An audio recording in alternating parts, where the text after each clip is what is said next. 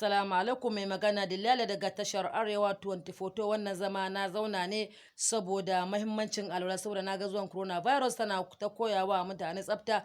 An ce su dinga yawan wanke hannu da kasa taɓa fuskar su, ko sau nawa ma za a wanke. Ni dai wallahi ban ma rike ba saboda ina takama da alwala.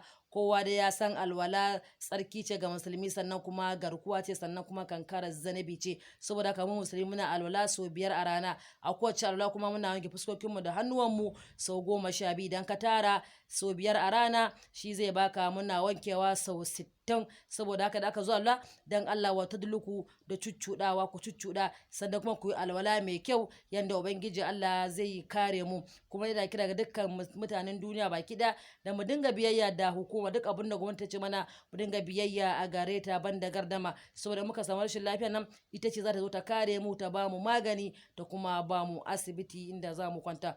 Allahu a'lam.